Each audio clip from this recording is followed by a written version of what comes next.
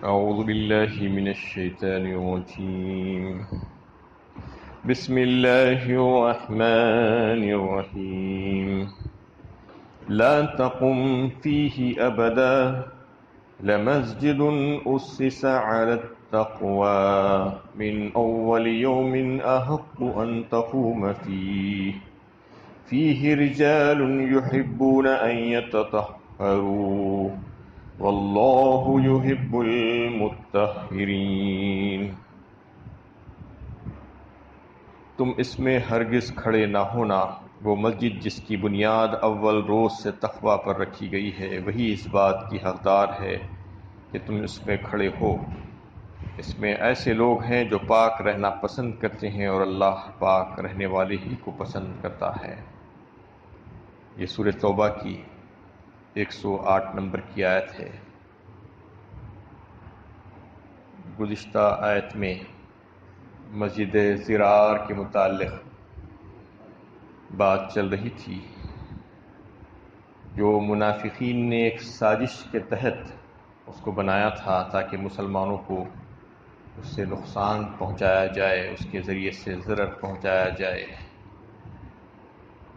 اور اس آیت میں اللہ تعالیٰ نبی صلی اللہ علیہ وسلم سے مخاطب ہو کر کہہ رہے ہیں کہ تم ہرگز اس میں کھڑے نہ ہونا. کھڑے نہ ہونا کا مطلب یہ ہے کہ تم کبھی بھی اس میں نماز نہ پڑھنا. اس قسم کی مسجد میں ایسی مسجدیں اگر آج بھی بنائی جاتی ہیں جو پہلے سے مسجدیں موجود ہیں اور پھر اس سے متصل یا اس کے قریب کہ اس کی ضرورت نہ تھی، بلکہ جو مسجد پہلے سے موجود ہے وہ کافی ہے، اس میں گنجائش بھی ہے اور ساری سہولت بھی ہے، پھر بھی عناد اور ضد اور ہٹ دھرمی اپنی انانیت کی خاطر اور دکھاوے کی خاطر، نمود و نمائش، ریا کی خاطر ایسی مسجد اگر بنائی جائے تو وہ مسجد میں اگرچہ کہ نماز پڑھنا جائز ہے لیکن بہتر نہیں ہو سکتا. یہ اس وجہ سے کہ جیسا کہ اس سے پچھلی آیت میں اس کی وجوہات میں سے ایک وجہ یہ بھی بیان کی گئی کہ وہ تفریقا بین المؤمنین، اس کا مقصد یہ ہوتا ہے کہ مسلمانوں کے درمیان تفرقہ ڈال دے اور ان کی جماعت کو توڑ دے اور ان کو الگ الگ کر دے، ان کی وحدت کو پارا پارا کر دے. یہ چیز درست نہیں ہے، ایسا کرنا اچھا نہیں ہے، کیونکہ مسجدیں بنا لینا صرف کافی نہیں ہے بلکہ مسجدوں میں نمازی بھی موجود ہونا چاہیے، مسجدوں کو آباد ہونا چاہیے. مسجدوں کی جہاں پر ضرورت ہے یقیناً وہاں پر مسجد بنانا ہی چاہیے. شہر کے کسی حصے میں مسجد کی ضرورت ہے تو وہاں پر بنانا چاہیے، یا زیادہ تر اس کی ضرورت تو شہر کے باہر دیہات میں ہوتی ہے. ایسے کئی ایک دیہات ہیں جہاں پر کوئی مسجد نہیں ملتی، تو وہاں پر جا کر بنائیے، اور وہاں پر اگر آپ دین کی تعلیم کو عام کریں گے تو اس کو زیادہ فائدہ ہوگا اور اللہ تعالیٰ اس کو زیادہ پسند فرمائیں گے. اور مسجدیں جو موجود ہیں اس میں کس طریقے سے نمازی پیدا ہو، کیسے نمازی آئے، کیسے لوگوں میں شعور پیدا ہو، اس کے لیے کوشش کرنا چاہیے. کیونکہ آج دیکھیے کہ مسجدیں تو بہت بڑی بڑی اور خوبصورت بنی ہوئی ہیں لیکن اس میں صرف 5-10% سے زیادہ لوگ نہیں آتے. پوری کی پوری مسجدیں ویران پڑی ہوئی ہیں. ان مسجدوں میں لوگ آنا چاہیے. مسجد تو بنا لی شبر میں ایمان کی حرارت والوں نے، من اپنا پرانا پاپی ہے برسوں میں نمازی بن نہ سکا. بالکل یہی کیفیت آج چھلکتی ہوئی نظر آتی ہے ہماری مساجد سے کہ مسجدیں کافی ہیں، ہر قدم پر مسجدیں نظر آتی ہیں. تو اس میں اس کی طرف بھی اشارہ کیا گیا ہے کہ ایسی مسجدیں بنانے سے اعتراض کرنا چاہیے. اور اللہ کے نبی صلی اللہ علیہ وسلم کو مسجد ضرار کی جو بات چل رہی تھی اس میں کہا گیا کہ آپ ہرگز اس میں نماز نہ پڑھیں. لَمَسْجِدٌ أُسِّسَ عَلَى التَّقْوَى مِنْ أَوَّلِ يَوْمٍ أَحَقُّ أَن تَقُومَ فِيهِ. پھر کیسی مسجد میں نماز پڑھیں آپ؟ وہ کون سی مسجد ہے؟ اس کی خصوصیت کیا ہے؟ اللہ تعالیٰ خود فرما رہے ہیں وہ مسجد جس کی بنیاد اول روز سے تقوی پر رکھی گئی ہو وہی اس بات کی حقدار ہے کہ تم اس میں کھڑے ہو اور نماز پڑھو. تقوی پر رکھی گئی مسجد ہونی چاہیے. اس سے مراد قباء کی مسجد جو آپ صلی اللہ علیہ وسلم نے مدینہ طیبہ تشریف لے جانے کے بعد جو تعمیر فرمائی تھی وہ مسجد بھی ہے، اور مسجد نبوی شریف جو وحی کے ذریعے سے آپ کو اس کی اطلاع دی گئی، اور پھر آپ صلی اللہ علیہ وسلم نے اپنے دست مبارک سے اس کی بنیاد رکھی، تو یہ مسجد یقیناً تقویٰ کی بنیاد ہی پر رکھی گئی ہے۔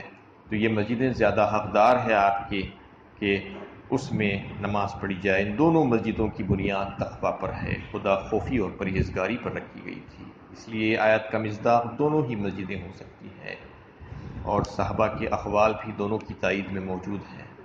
لیکن چونکہ مسجد نبوی میں یہ وصف بدرجہ تم موجود ہے، اور نبی صلی اللہ علیہ وسلم کا معمول اسی میں کھڑے ہونے اور نماز پڑھنے کا ہے، نیز منافقین کا اصل نشانہ بھی اسی مسجد کی اجتماعیت کو پارا پارا کرنا تھا، لہذا بتانا یہ مقصود ہے کہ وہ مسجد زیادہ حقدار ہے آپ کی کھڑے ہونے کی اور نماز پڑھنے کے اعتبار سے، جو اول دن ہی سے تقوی کی بنیاد پر رکھی گئی ہو۔ فیہ رجال یحبون ان یتطہروا، اور پھر اور ایک صفت اس کی یہ بتائی کہ اس میں ایسے لوگ ہیں جو پاک رہنا پسند کرتے ہیں۔ ایک تو یہ ہے کہ وہ تقوی کی بنیاد پر رکھی گئی ہو، اللہ کے نبی صلی اللہ علیہ وسلم نے جس مسجد کی بنیاد رکھی تو وہ تو تقوی کی بنیاد ہی پر ہوگی، وہ صفت تو موجود ہوگی اس میں، اور اس کے علاوہ اس میں جو ہے ایسے لوگ بھی ہیں، ان نمازیوں کی تعریف فرمائی اللہ تعالیٰ نے صحابہ کرام کی کہ وہ پاک و صاف رہنا پسند کرتے ہیں، اور اللہ تعالیٰ ایسے لوگوں کو پسند فرماتے ہیں۔ یعنی مطلب یہ ہے کہ وہ پاکی اور صفائی کا جو ہے اس قدر اہتمام اور انتظام کرتے ہیں کہ نہ صرف ظاہری پاکی بلکہ باطنی پاکی کا بھی حاصل کرتے ہیں اس کو۔ ظاہری پاکی یہ ہے کہ تمام نجاستوں اور غلاظتوں سے اپنے آپ کو پاک رکھتے ہیں، اور باطنی پاکی یہ ہے کہ دل کی گندگیوں سے اپنے آپ کو پاک رکھتے ہیں، کفر و شرک کی گندگی ہو یا گناہوں اور معصیت کی گندگی ہو یا اور کوئی گندگی ہو، ان تمام گندگیوں سے اپنے آپ کو پاک رکھتے ہیں۔ ایسے ہی لوگوں کو اللہ تعالیٰ پسند فرماتے ہیں جو مطہر ہیں۔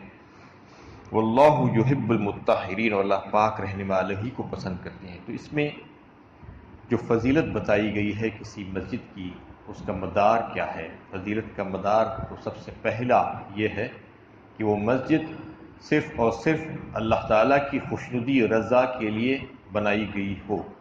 وہ مسجد کی فضیلت، سب سے پہلی فضیلت یہ ہوگی کہ جو مسجد بھی صرف اور صرف اللہ کی رضا اور خوشنودی کے لیے بنائی گئی ہو، تقویٰ کی بنیاد پر، اور پھر یہ کہ اس میں جو ہے کوئی ایسے اغراض و مقاصد لوگوں کے نہ ہوں، جیسا کہ دکھاوا، ریاکاری، اناد اور ضد کی وجہ سے بنائی گئی ہو، یا اور کوئی ایسے وجوہات کی بنا پر بنائی گئی ہو مسجد ہو، تو وہ مسجد اس قابل نہیں ہوگی، نہ اس سے پاک ہونا چاہیے، صرف اور صرف اللہ ہی کی رضا جوئی کی خاطر بنائی گئی مسجد ہونا چاہیے۔ اور پھر اس میں جو نمازی ہیں، وہ نمازی جو اچھے اور پاکیزہ لوگ ہیں، جو علماء ہیں، جو حفاظ ہیں، اور جو دیگر تقوی شار لوگ ہیں، وہ اگر ہوں گے تو وہ مسجد کی فضیلت اور زیادہ بڑھ جائے گی۔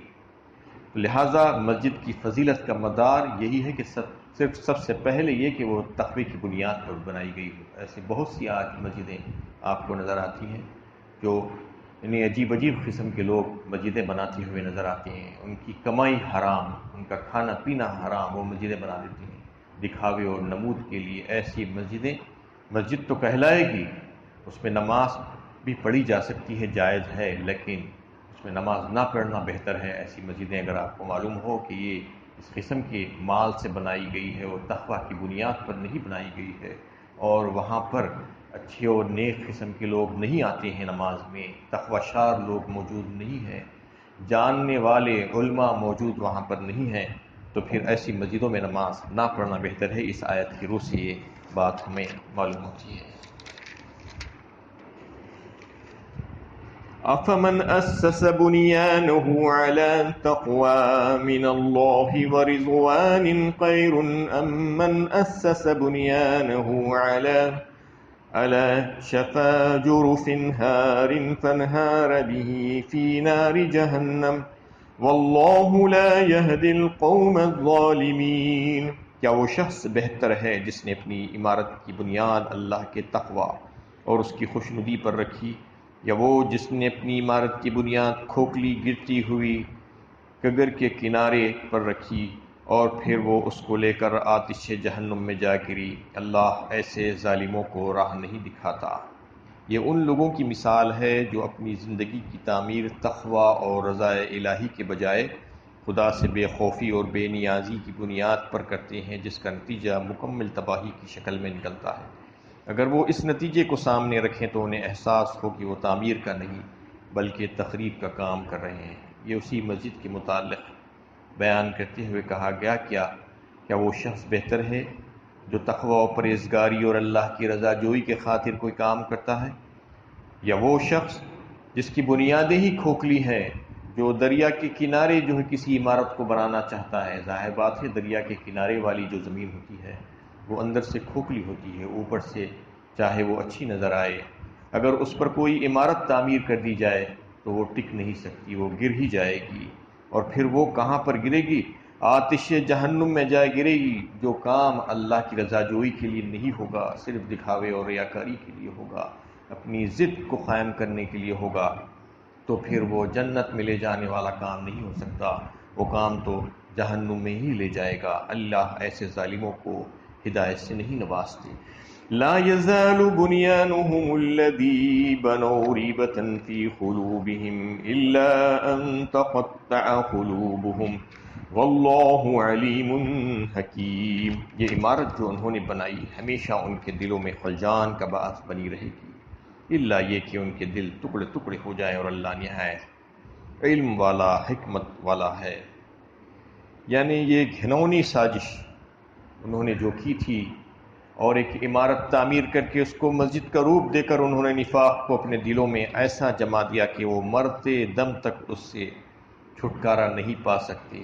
مطلب یہ ہے کہ ہمیشہ ان کے دل میں یہ بات کھٹکتی رہے گی کہ انہوں نے جو کام کیا تھا وہ کامیاب نہیں ہو سکے اس میں، اور وہ ہمیشہ حسد اور دل میں جلن رکھتے رہیں گے، اور ان کے دل ٹکڑے ٹکڑے ہو جائیں گے۔ اس کے بعد اللہ نہایت ہی علم والا اور حکمت والا ہے۔ اللہ تعالیٰ سے دعا ہے کہ اللہ تعالیٰ ہمیں صحیح علم و عمل کی توفیق عطا فرمائے۔